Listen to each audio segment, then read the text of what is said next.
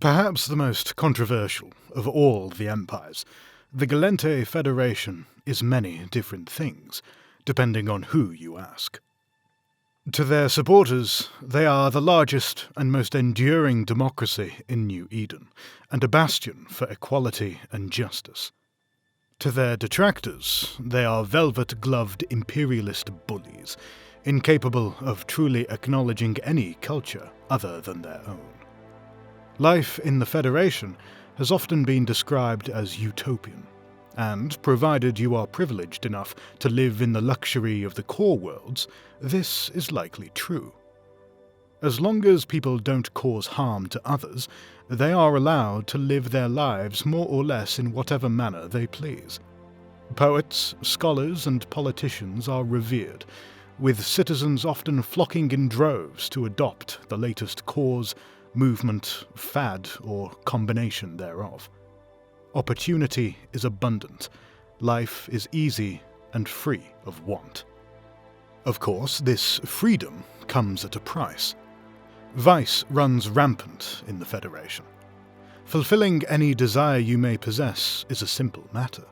Things that might be considered immoral or illegal in the rest of the cluster tend to be readily accessible here. Drugs, body modification, prostitution, gambling. If you have the money, virtually anything that can be imagined can be enjoyed. It's not all debauchery, though. There exists a heavily right-wing movement among the Gallente. These nationalistic groups feel the roots of the Federation are slowly being eroded by outside influences. To their mind, the federal way is the only way. Let the masses have their drug orgies, blissfully unaware that their privilege to do so exists only because certain people are willing to do the more unpalatable work that must be done. And should anyone object to these powers, well, people have been known to disappear into the morass of Federation society. Despite its flaws, the Federation is still held up as a bulwark of freedom and individuality, and remains a land of opportunity where the outcast and discontent can seek comfort and succor. The seeds of the Federation were planted when the original ethnic Gallente discovered another civilization living within their solar system. Gallente scientists spotted the Caldari entering their industrial age in AD 22,463, and immediately dispatched probes to establish contact. Soon after, they were sending manned missions with the intent of mingling with and assisting what was seen as a primitive people. The Caldari eagerly accepted the Gallente's technology, but remained wary of cultural interference.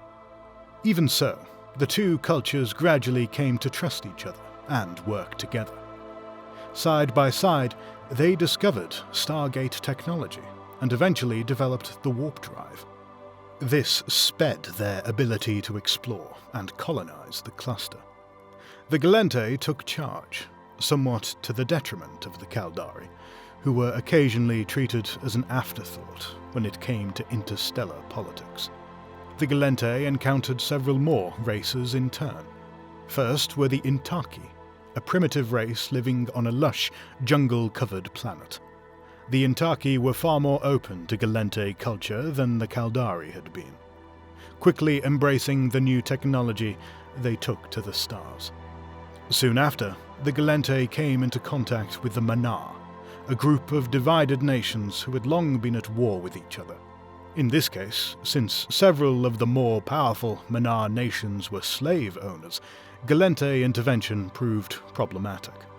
Initially, the Gallente tried to ply the slavers with technology, expecting them to give up their practice in return for great strides forward in technological capability.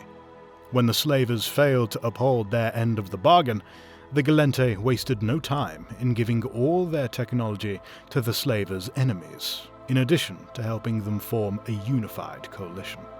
Only a few years later, the slavers had been defeated. Soon enough, all the nations under the Gallente banner had begun establishing independent colonies in the Verge Vendor region. and as there were no rules or regulations on colonization, this is where the first real conflicts between them arose. Many times, planets claimed by one nation were colonized by another, leading to heated disputes which often ended in bloodshed. And eventually, the Gallente decided the best way to bring peace to their part of the cluster was to propose an interstellar federation of nations.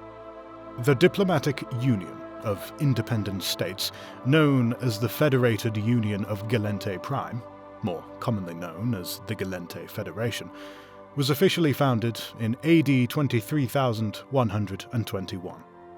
The Gallente, Intaki, Mannar, Caldari, and many of the independent states of Verge Vendor were signatories to the Federal Charter, which outlined the rights of all states and all the regulations they were expected to follow. The primacy of the Gallente in the Federation owed to their domination economically, technologically, and in sheer population. Along with the Federation came many of the institutions that govern it today. A Senate was convened to represent the interests of each of the members, with senators democratically elected from the constituent nations. From among them, they would elect a president. While no Supreme Court was established, a special Senate committee was put together to adjudicate international disputes. Finally, a combined navy was created, primarily to patrol against piracy and keep the peace. One of the first missions of the newly minted Federation was a rapid expansion of their colonization efforts. With a centralized bureaucracy directing efforts, exploration of the region, now known as Every Shore, was swift. The Mannar were aggressive in settling the region, putting pressure on the new Federation by settling on several worlds already claimed by other federal member states. It quickly became apparent that these issues were largely caused by the sluggishness of interstellar communication protocols. Fortunately, these growing pains were soon solved with the discovery of faster-than-light, or FTL, communications by the Gallente scientist Lee Asbel. Within a year, the Federation was constructing comm relays all across explored space. While the new FTL network enabled the Federation to expand and explore more easily, it had another unexpected effect. The Gallente were now able to quickly export their massive diversity of media, carrying their culture and ideals directly to the doorsteps of billions who had previously only known them as distant influences. This led to a fairly rapid shift in attitudes throughout the Federation's constituent states, a secondary effect which aligned the majority of them more closely with the culture and morals of Gallente Prime. The issue of human rights became an interstellar concern. The Gallente-dominated Senate convened to propose a new constitution, which would turn the Federation from a collection of sovereign states into a singular political entity. While the majority were in favour, the primary objections came from the Caldari and, to a lesser extent, the Intaki. Eventually, the Gallente had their way, and the Mannar, Intaki, and Caldari were no longer independent from the Gallente. They were now united under one banner. The Caldari had long chafed against the Gallente's larger population, more robust economy, and superior technology. For decades, the mega-corporations who had come to oversee Caldari life had been secretly spreading beyond the reach of the Gallente, founding hidden colonies and thereby violating several of the Federation's directives. When this was discovered, the Senate quickly organized an emergency summit, demanding the Caldari megacorporations relinquish the colonies.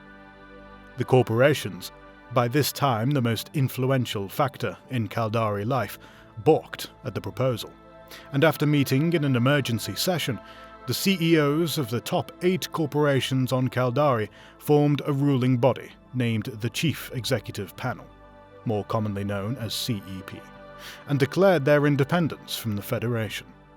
The new nation would be called the Caldari State. The federally sanctioned Caldari government showed firm solidarity with their old compatriots, yielding control of their militaries and resources to the CEP. Immediately, The new Caldari state secured the Stargate network that led to their colonies. In response, the Federation blockaded Caldari Prime, hoping to starve the Caldari population and force them into capitulation. A tense standoff ensued. The Caldari, accustomed to life on their harsh homeworld, hunkered down and refused to budge. The Gallente, assured of their own superiority, believed it was a simple matter of time before the Caldari would give in. For months, the stalemate dragged on. Things came to a head when a group of Caldari partisans, known as the Templis Dragonars, bombed the city of Nouvelle Rouvenor, a domed underwater dwelling inhabited primarily by people of Gallente descent. The attack devastated the city, sending nearly all of the 500,000-strong populace to a watery grave. The Gallente people demanded a response to the destruction of Nouvelle Rouvenor. The president resigned in disgrace, claiming her inaction had led to the disaster. A fascist party, called the Ultranationalists, was swept into power. The new president, Luc Duvalier, suspended the constitution, declaring the war a national emergency which could only be responded to with immediate and unquestioned action. Duvalier ordered the Federation Navy to begin bombarding Caldari Prime. With billions of inhabitants still residing on the planet, even those bombings intended solely as tactical in nature carried with them heavy civilian death tolls. Within a day, hundreds of thousands, Caldari and Gallente alike, were dead, as street after district after neighborhood after landmark were wiped off the map. It was President Duvalier's belief that such a harsh assault would quickly break the will of the Caldari and force them to surrender. Instead, the Caldari refused to submit. On Caldari Prime, the natives' superior knowledge of the terrain gave them a massive advantage. The Federation Navy often found itself bombarding deserted settlements, while the Federation Army chased phantoms across empty tundra. Despite their surprising resilience, the Caldari were undergoing internal schisms. Some members of the CEP, seeing the destruction being wrought upon their homeworld, were in favor of capitulation. Others were insistent on fighting, claiming surrender would destroy the Caldari more surely than the devastation of Caldari Prime. For a while, the two sides were nearly deadlocked, but eventually the militant contingent won out, forcing those in favor of making peace into the deadly Tea Maker's ceremony, a form of ritual suicide deeply rooted within Caldari tradition. The remaining CEP members realized Caldari Prime was a lost cause. They devised an evacuation plan, but the Gallente blockade of Caldari Prime prevented them from fully carrying it out. They anticipated that at least a month of complete orbital control would be required before the evacuation would be complete. So far, they had yet to achieve it for even a day. Meanwhile, the ultra-nationalist regime was beginning to show signs of strain. The Gallente were loath to live under martial law, but protests were quickly silenced. Even government officials who objected found themselves rapidly removed from their posts. The situation in the military was little better, as competent leaders resigned in the face of questionable orders from President Duvalier. One flashpoint came on Intaki Prime, where several pro-Caldari movements sprang up across the planet. In an effort to squash the problem, Duvalier ordered the arrest of the 5,000 Intaki deemed most threatening to the Federation. This group was composed of everyone, from peaceful activists to rebel leaders to perpetrators of violent anti-Gallente crimes. Rather than imprison them and thereby create a locus point for further protests, or worse, execute them and turn them into martyrs, Duvalier elected to exile them from the Federation. With the capabilities of the Federation Navy eroded by loss of leadership, the Caldari slowly gained an advantage. The young Caldari Navy was able to slowly push the Federation out of orbit and place them on the defensive. Knowing they could not hold out indefinitely, they swiftly set about evacuating the planet. 2 weeks passed as the Gallente mustered their forces for a counter-offensive. The chief executive panel realized they could not hold out, no matter how ineffective the Federation's leadership. With heavy hearts, they ordered all forces to retreat and abandon the evacuation attempt. Decorated Caldari Navy Admiral Yakia Toviltoba, however, disobeyed these orders.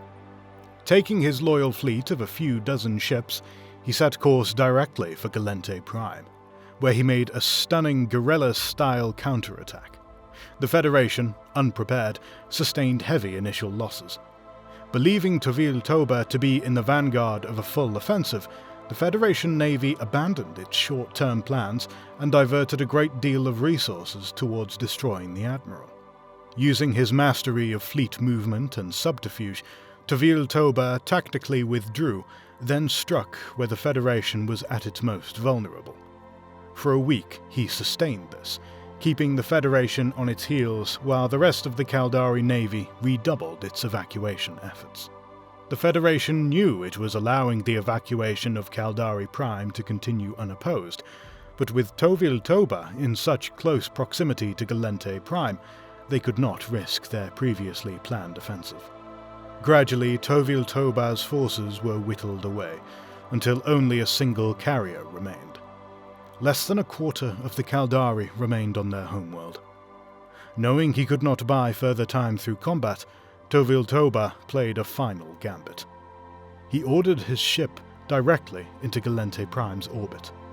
The Federation Navy quickly intercepted him, but Toviltoba had not come there to fight. Instead, he pointed his ship down at the city of Huermont. As his ship entered the atmosphere, it broke into pieces, killing everyone on board, and one of the largest fragments of the ship slammed into the city with catastrophic force. The resulting explosion killed 2 million people, more or less instantly, with millions more perishing in the coming days from fallouts, fires, and other injuries. The sky was blackened for kilometers around as dust and debris filled the atmosphere. The Federation, horrified, ordered all ships to remain in orbit on the defensive. The Caldari had been freed to complete the evacuation of their homeworld. The destruction of Huermont exposed the failings of Federation leadership to the Gallente people.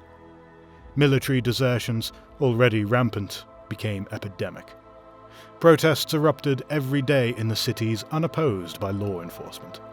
Several of the Federation's constituent states set their local militias in opposition to the ultra-nationalist government. A standoff ensued, which ended when President Duvalier finally admitted defeat by lifting martial law. Immediately, the Senate passed a vote of no confidence in the president, with even formerly ultranationalist senators siding against him. Duvalier was forced to step down. Several problems faced the new president. Caldari Prime, though depopulated, was still of economic and symbolic importance to the Federation. A few million Gallente still lived on the planet, and a number of Caldari had refused to evacuate. The government thus had no choice but to pour money into the rebuilding incentives. Secondly, the ultranationalist ordered bombardment of Caldari Prime came to be seen as attempted genocide. Luc Duvalier and much of the UNAT leadership were arrested and put on trial for war crimes. Though they vehemently denied the genocide charges, most of them, including Duvalier himself, were found guilty. Many were placed into prison for life. Duvalier was exiled and died in obscurity. The Caldari continued to be viewed as rebels who threatened the stability of the Federation, but in the chaos of the UNAT's downfall, they had been given time to fortify their positions and build up their navy. The war quickly shifted from hot to cold, with the majority of engagements coming in the form of small border skirmishes rather than grand offensives. Not long after, in AD 23,180, the Gallente made first contact with the Amarr. The Federation was shocked to find another civilization of a size and technology level comparable to their own. Even more worrying was the revelation that the Amarr practiced the barbaric tradition of slavery. As each side became more aware of the other's capabilities, each realized that all-out conflict would do more harm than good to both of them. As a result, Despite being almost diametrically opposed culturally, the two sides negotiated treaties. The first was the Gallente Amarr Free Trade Agreement, signed in 23,210. Despite the name, the treaty was quite restrictive in nature, in order to assuage worries from both sides. Regardless, this served to bring the two to an uneasy peace. Meanwhile, the Gallente-Caldari War began to heat up once again. In an attempt to force the Federation to return Caldari Prime to them, the Caldari made attacks on several Federation border worlds. The Federation, in turn, fought back by making strikes on Caldari colonies and attempting to recapture territory. The Caldari slowly gained an advantage thanks to their development of single-man fighters, able to outmaneuver and hold down the much larger Gallente ships. The Gallente were put on their defensive, and for a while it seemed as if the Caldari would be able to push them all the way back to their home system of Luminaire. The Gallente's development of the combat drone, however, changed the scenario drastically. Originally little more than proximity mines with limited movement capabilities, drones soon advanced to the level where a single drone was nearly a match for a single fighter. Crucially, because they were much cheaper to produce and required no pilots, the drones quickly swung the tide back in favor of the Gallente. Just as borders were pushed back to their original positions, the Caldari completed their new upgraded fighter class, a slightly larger ship which sacrificed some maneuverability in favor of stronger armaments. While frigates did not prove as dominant as the Caldari had hoped, they did halt the Gallente advance, returning the conflict to a simmering stalemate. The plight of the Minmatar, enslaved by the Amarr, had incited the anger of citizens across the Federation. Despite repeated calls for military intervention, however, the Federation government knew it could not risk open confrontation. The Empire's military was of roughly equal strength, unburdened by the pressures of a separate war. This did not stop elements within the Federation from covertly supporting the Minmatar rebels. There were even rumors the Federation government itself was arming the rebels. When the Amarr made the strategic error of attempting to invade the Jove Empire, the Minmatar rose up in mass rebellion. Working alongside the Jove, the Federation began to more overtly provide the Minmatar with weapons and advisors. Within a few months, the Minmatar had carved out significant territory from the reeling Amarr. The Federation quickly acknowledged the Minmatar as a sovereign state, and sent experts to assist them in forming a new government, with the result that many of the newly minted republic's governmental institutions were modelled after the structures of the Federation, with a Prime Minister, Parliament and Justice Department mirroring the President, Senate and Supreme Court. Though the war with the Caldari had been at a stalemate for decades, in AD 23,224, the Caldari frigates suddenly became far more dangerous and maneuverable. It was soon revealed that the Jove, despite working closely with the Federation to assist the Minmatar, had provided the Caldari with the hydrostatic capsule, a technology that allowed them to eliminate the necessity for all but a single crew member. Though the technology was experimental and very dangerous, those select few able to use it became unmatched in battle, and these elite units were able to push the Federation back. Finally, both sides began to muster their forces for a massive push. For a variety of reasons, the two sides met in the system of Ian Urster. Confident of victory, both sides had brought the majority of their forces to the front. The result was the second largest battle in the history of New Eden, second only to the Battle of Vakatioth in the Amarr-Jove War. The battle raged for nearly an entire day. The Federation Navy took crippling losses, but inflicted similar destruction in return. In the end, the Caldari Navy was forced off the field, allowing the Federation to claim victory despite suffering far greater losses. On the back of his vital role in founding Concord, the Gallente entrepreneur and philanthropist Idonis Elebon was swept into the Gallente presidency. Continuing his role as peacekeeper, he immediately ordered the Federation Navy to fall back from the front toward more defensive positions. He also recalled all forces which were occupying Caldari-claimed space, save for Caldari Prime itself, using them to clear Federation space of all Caldari influences. While the Chief Executive Panel was willing to negotiate, elements within the Senate opposed peace. Elabon left office in YC6 and died of an undiagnosed autoimmune disease the next year, leaving behind a legacy as a peacekeeper and humanitarian. His will stipulated his estate would go towards a foundation dedicated to recognizing those who followed in his footsteps, the Idonis Foundation. In YC12, Concord decided to test its mandate as a peacekeeper and intervened. By this point, the only battles were rare border skirmishes, with no serious effort made by either side to claim territory or escalate the war. Both sides were brought to the table in the border system of Tiergiev. For 6 months, they engaged in peace talks until they finally reached a settlement. The Federation agreed to acknowledge the Caldari state as a sovereign entity, with all its territorial claims intact. The sole exception was Caldari Prime, which had been a point of contention in negotiations. Eventually, the CEP voted to cede it to the Federation, viewing ending the war and opening trade with the Gallente to be more beneficial than the return of their homeworld. This embittered many Caldari patriots, but they lacked the backing to have their way.